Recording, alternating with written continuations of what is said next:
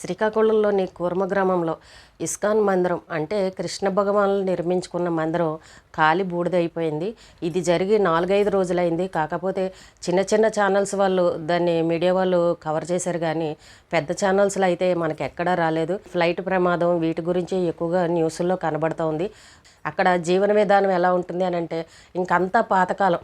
Current ఉండదు, ఫోన్లు ఉండవు, గ్రైండర్లు, మిక్సీలు ఇలాంటివి ఏమీ ఉండవు. అలాగే వాళ్ళంతా కూడా కృష్ణ భక్తులు పూరి గుడిసెల్లో ఉంటారు. ఇంకా పాతకాలం పద్ధతి అన్నమాట అంతా కూడా.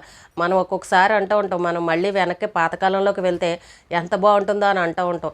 కానీ కొంతమంది దానికి ఇష్టపడరు.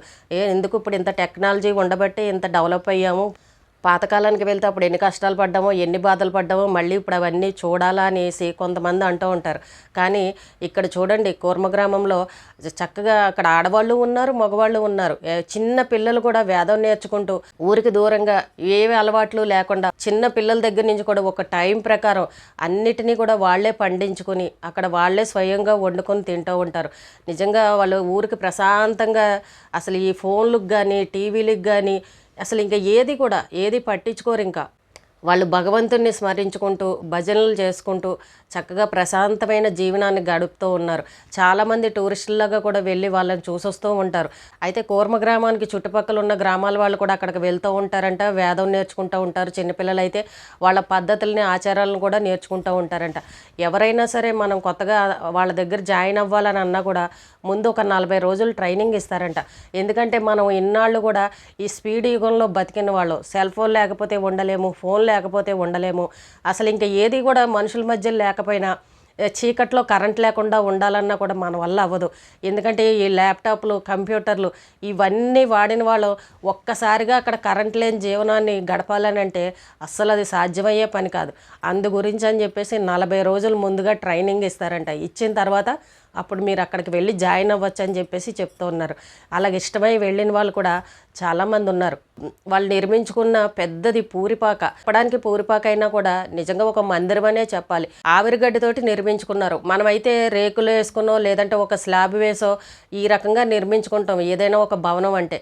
కానీ వాళ్ళు మాత్రం గడ్డితోటి అన్ని చెక్కలతోటి చక్కగా కృష్ణ మందిరాన్ని నిర్మించుకొని 1000 మంది పడతారంట. అందులో దగ్గర 1000-1200 మంది భజనలు చేసుకుంటూ ఉంటారు. పిల్లలకి అక్కడ వేదం నేర్పిస్తూ ఉంటారు, పూజా కార్యక్రమాలు చేసుకుంటూ ఉంటారు. మరి అలాంటి మందిరాన్ని మరి ఎవరు తగలపెట్టారో కూడా తెలియని పరిస్థితి అయిపోయింది. వాళ్ళు చాలా బాధపడుతున్నారు. ప్రతిరోజు రాత్రి 8:30 అవగానే అన్నీ మూసేసి ఆ చిన్న దీపాలు ఏవైతే ఉన్నాయో నూనె దీపాలని వాటిని కూడా ఆర్పేసి వాళ్ళు వెళ్ళి వాళ్ళ ఉండే గృహాల్లో పడుకుని ఉంటారంట. 8:45 ఆ సమయానికి టాయిలెట్ కానీ బయటకు లేచి వచ్చేసరికి పెద్ద మంటలు వస్తుంటే కేకలు పెట్టి అరుపులు పెట్టేసరికి అందరూ వచ్చి చూసేసరికి అప్పటికే ఒక్కసారిగా అది గడ్డి అవ్వడం వల్ల మొత్తం మండిపోయి కాలి బూడిదైపోయింట. అసలు అందులోకి వెళ్ళి మనం ఏదైనా వస్తువు తెచ్చుకునే అవకాశం కూడా అక్కడ లేకపోయింది. తర్వాత ఫైర్ ఇంజిన్కి ఫోన్ చేశారు, తర్వాత పోలీసులు వచ్చారు. కానీ అప్పటికే అంతా బూడిదైపోయింది.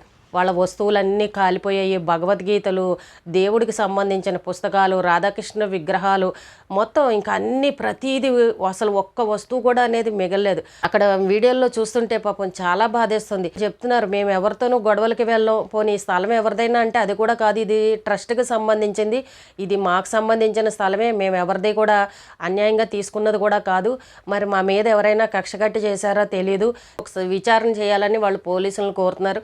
అలాగే పోలీసులు అంటున్నది ఏంటంటే మీరు ఏదైనా దీపం పెట్టడం వల్ల ఆ దీపం వల్ల కాలిందేమో అని చెప్పేసి పోలీసులు అనుమానాలు వ్యక్తం చేస్తున్నారు. ఏది ఏమైనా కూడా చాలా దారుణంగా కాలిపోయింది పాపం. వాళ్ళు ఇప్పుడు చెప్తున్నారు, కొంచెం ఆర్థిక సాయం, మాకు ఎవరైనా ఆర్థిక సాయం చెయ్యండి, మళ్ళీ మేము మా మందిరాన్ని నిర్మించుకుంటామని అడుగుతున్నారు. కాబట్టి ఎవరైనా సరే ఆర్థిక సాయం చేయాలనుకున్న వాళ్ళు కూడా చేయొచ్చు. కానీ కృష్ణ మందిరం అందులో టేకుతో తయారు చేసినవి, కర్టెన్లు, విగ్రహాలు ఇవన్నీ కాలిపోవడం అంటే చాలా బాధ అనిపించింది. భగవంతునికి సంబంధించింది అక్కడ వస్తువులన్నీ కాలిపోవడం అని అంటే ఎవరికైనా బాధే కదండి.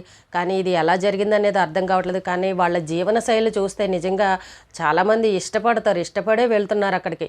వాళ్ళు భజన కార్యక్రమాలు అయిపోగానే, పిల్లలు వేదం నేర్చుకోగానే ఒక టైం ప్రకారం పొలం పనులకు వెళ్తారు, మళ్ళీ పొలం నుంచి రాగానే ఇంట్లో చక్కగా వాళ్ళే స్వయంగా వండుకుని భోజనం చేస్తారు. తర్వాత మళ్ళీ భజన కార్యక్రమాలు ఇలాగన్నీ కూడా టైం ప్రకారం అయిపోతూ ఉంటాయి. సాయంత్రం కూడా తొందరగా 7:30కే పడుకుంటారు, ఎందుకంటే అక్కడ కరెంటు ఏమీ ఉండదు, వాళ్ళు వాడరు కాబట్టి ఆ చిన్న నూనె దీపాల్లోనే వెలుతురులోనే వాళ్ళు అన్ని పనులు ముగించుకుని తొందరగా నిద్రపోయి తొందరగా లేస్తారు. చూడండి ఎంత చక్కగా ఉంది కదా వాళ్ళ జీవన విధానం. కానీ చాలామంది టూరిస్టులు కూడా వెళ్ళి చూడడానికి వెళ్తూ ఉంటారంట అక్కడ చుట్టుపక్కల వాళ్ళు అందరూ కూడా. కానీ మరి ఇది ఎవరైనా కావాలని కక్షగట్టి చేశారా, లేదంటే ఎందుకు ఇలా జరిగింది అనేది కూడా అర్థం కావట్లేదు. వర్షం కూడా పడింది ముందు రోజే, గడ్డి కూడా అంతా తడితడిగానే ఉంది. అయినా ఇది ఒక్కసారిగా అంత పెద్ద మంటలు వచ్చి ఏ రకంగా కాలిపోయాయో మాకు అర్థం కావట్లేదని వాళ్ళు బాధపడుతూ చెప్తున్నారు. కానీ అక్కడ ఏదైనా చూద్దామన్నా కూడా సీసీ కెమెరాలు అనేవి లేకుండా అయిపోయాయి.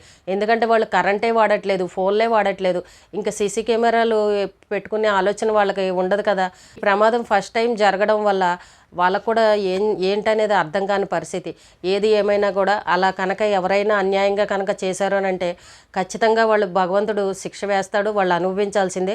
వాళ్ళు ఎవరి జోలికి వెళ్ళరు, వాళ్ళు ఎవరితోనూ తగాదాలు పెట్టుకోరు, భగవంతుని ధ్యానంలోనే వాళ్ళు ఉంటారు తప్ప ఎవరితోనూ అనవసరమైన గొడవలకి వాటికి వెళ్ళరు. వాళ్ళ పని ఏదో వాళ్ళు చేసుకుంటారు, వాళ్ళు చక్కగా జీవన విధానానికి అలవాటు పడిపోయారు.